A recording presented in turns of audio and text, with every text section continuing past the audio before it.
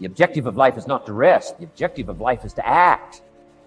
Think of more disciplines. Think of more ways and means in which to use your own wisdom and your own philosophy and use your own attitude, your own faith, your own courage, your own commitment, your own desires, your own excitement. Invest it in discipline so that it's not wasted. The smallest of disciplines. Thereby transform your life. Join the 5%, join the 10%, join the 3%. Sometimes desire waits for a trigger, waits for something to happen. Who knows what the happening may be? A song, the lyrics, a movie, the dialogue, a seminar, a sermon, a book, an experience, confrontation with an enemy, a conversation with a friend who finally levels with you. Whatever the experience it is, it's so valuable. And here's my best advice. Welcome all experiences. You never know which one is going to turn everything on. What else could we do to make it better? How could we possibly improve? This is called the possibility for life change starts with education. Don't be lazy in learning. Don't be lazy in picking up the ideas. Don't be lazy in learning from your own experience. To make your life work out worthwhile, you've got to have some ideas. You've got to have the information. So you've got to be smart. In fact, in this decade, you must be much smarter than you were in the last decade. You've got to read the books. You've got to come up with the information. When I have a chance to talk to the high school kids, that's the theme of my talk. Get smart. There's nothing worse than being stupid. And if you will read the books, learn from your experiences, do all the things that you possibly can to get the information, sure enough, you'll be wiser this year than you were last year. Whenever you prepare correctly, taking all of the steps you're supposed to take, doing everything in your power to stay on track, whenever your preparations lead to success, achieving your goals, you reinforce the disciplines that got you there. Success leads to reinforcement of the proper discipline. If what you're doing is working, keep doing it. If what you're doing isn't working, change it. If I grow, think of what that will do for my future. Self-development earns success. Self-investment earns respect. And the only way to make a better and better and better investment in your future is to become better and stronger and wiser and more competent. And the more attractive you become, the more attractive you are. And the more attractive you are, the more you attract success. Self-development, self-investment attracts success. That's powerful. I wish for you to arrive at a well-designed place. A place of productivity. A place that'll make you feel good about yourself. A place that'll give you honor and respect. A place that'll give you influence to touch other people 5 years from now that you couldn't do today. Where will you be in 5 years? Key phrase, we go the direction we face. If you start designing something at the end of this direction, sure enough, you will start going the direction you face. Making money is not a thing you do. It's a skill you learn. I like to think that if I lost all my money and you dropped me on a random street in any English-speaking country, within 5 or 10 years, I'd be wealthy again because it's just a skill set I've developed that anyone can develop. It's not really about hard work. You can work in a restaurant 80 hours a week and you're not going to get rich. Getting rich is about knowing what to do, who to do it with, and when to do it. It is much more about understanding than purely hard work. Yes, hard work matters, and you can't skimp on it, but it has to be directed in the right way. If you don't know yet what you should work on, the most important thing is to figure it out. You should not grind at a lot of hard work until you figure out what you should be working on. I came up with the principles in my tweet storm for myself when I was really young, around 13 or 14. I've been carrying them in my head for 30 years. And I've been living them. Over time, sadly or fortunately, the thing I got really good at was looking at businesses and figuring out the point of maximum leverage to actually create wealth and capture some of that created wealth. This is exactly what I did my famous tweet storm about. Of course, every one of these tweets can be extrapolated into an hour's worth of conversation. The tweet storm below is a good starting point. The tweet storm tries to be information dense, very concise, high impact, and timeless. It has all the information and principles, so if you absorb these and you work hard over 10 years, you'll get what you want. How to get rich without getting lucky.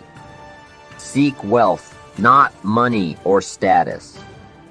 Wealth is having assets that earn while you sleep. Money is how we transfer time and wealth. Status is your place in the social hierarchy. Understand, ethical wealth creation is possible. If you secretly despise wealth, it will elude you. Ignore people playing status games. They gain stats by attacking people playing wealth creation game.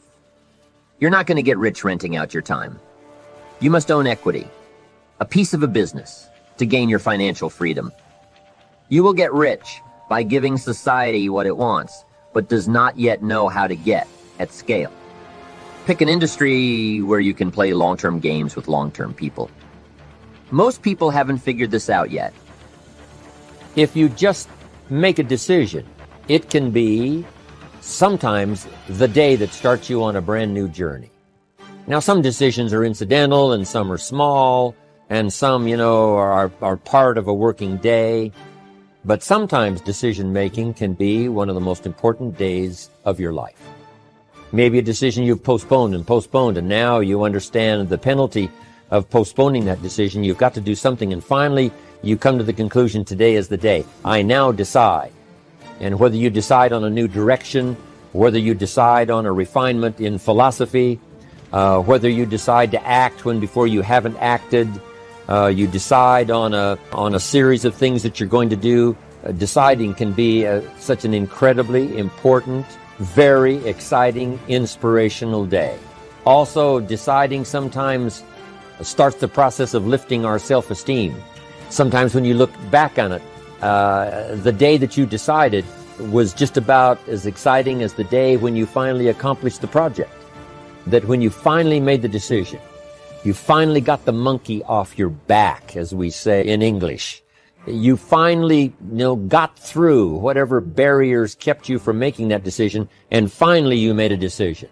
And now it seems like the sky is blue and the air is clear and your mind is ready. The adrenaline starts to flow. Things start to happen to you from that moment of decision. So that can be an incredible source of inspiration. Now, if you don't follow through, it's not going to last all that long. If you decide and then, postpone and you decide but you still don't get to it for a week or a month or a year, soon all that energy and that source of inspiration is all dissipated. So deciding is inspiring, but not for that long. But once you decide, it can be a very powerful day. But now, of course, you must follow through. But if there's some things you've been postponing, some decisions you have just, hadn't gotten to, I would ask you to just, take out your journal and just go through, what have I been postponing that's not going to be better for my health? It's not going to be better for my future. It's not going to enhance my finances. Maybe a problem needs to be solved. I got to decide when I'm going to do it and how I'm going to proceed. I need to get to it. I promise you, if you'll go through some of that list and start making those decisions, your inspiration will start to flow, and those could be very critically important, exciting days. All the returns in life, whether in wealth, relationships, or knowledge, come from compound interest. Pick business partners with high intelligence, energy, and above all, integrity. Don't partner with cynics and pessimists. Their beliefs are self-fulfilling. Learn to sell. Learn to build. If you can do both, you will be unstoppable. Arm yourself with specific knowledge, accountability, and leverage. Specific knowledge is knowledge you cannot be trained for. If society can train you, it can train someone else and replace you. Specific knowledge is found by pursuing your genuine curiosity and passion rather than whatever is hot right now. Building specific knowledge will feel like play to you, but will look like work to others. When specific knowledge is taught, it's through apprenticeships, not schools. Specific knowledge is often highly technical or creative. It cannot be outsourced or automated. Embrace accountability and take business risks under your own name. Society will reward you with responsibility, equity, and leverage. Fortunes require leverage. Business leverage comes from capital, people, and products with no marginal cost of replication, code and media. Capital means money. To raise money, apply your specific knowledge with accountability and show resulting good judgment. Labor means people working for you. It's the oldest and most fought-over form of leverage. Labor leverage will impress your parents, but don't waste your life chasing it. Capital and labor are permissioned leverage. Everyone is chasing capital, but someone has to give it to you. Everyone is trying to lead, but someone has to follow you. Code and media are permissionless leverage. They're the leverage behind the newly rich. You can create software and media that works for you while you sleep. Leverage is a force multiplier for your judgment. Judgment requires experience, but can be built faster by learning foundational skills. There is no skill called business.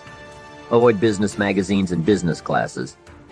Study microeconomics, game theory, psychology, persuasion, ethics, mathematics, and computers.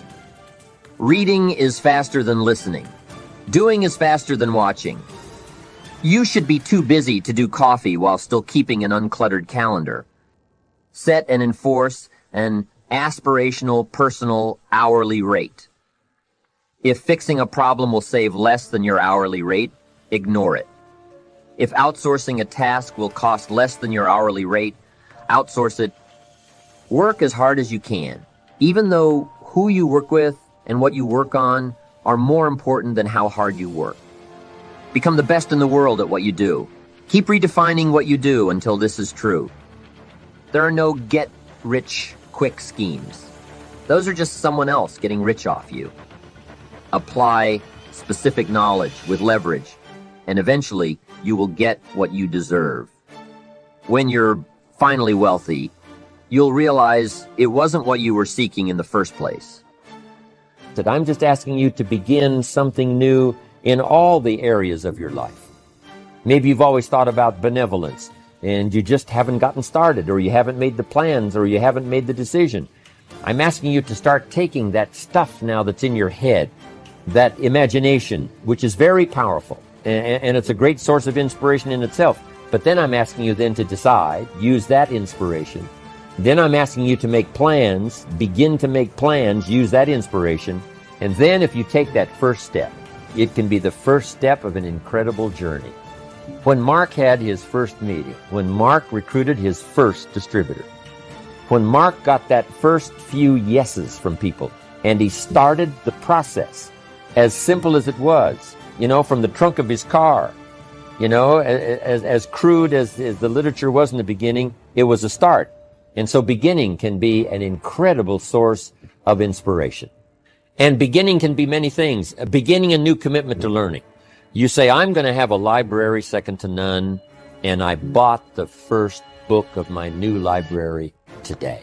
I'm going to be surrounded by information and inspiration. The cassette tapes and the videos and the books. I'm going to have a library second to none. I've thought about it. Wouldn't it be wonderful? And, I've started making plans. I provided some space in my room for my expanded library. But here's what's exciting. I got the first book today. I've gotten started. This is just the first of many, many books. This is the first of a whole flow of information for me. This is the first time. You want to learn a new skill and you sign up for a class. Let's say you want to learn accounting or something, and you sign up for the class and you take the first class. You get started. You thought about it. You made some plans for it. You made some time for it. But there's nothing like sitting there in the class with the pen in your hand and the pad ready to take notes. Here I am. I'm starting on a new journey of learning. Remember that.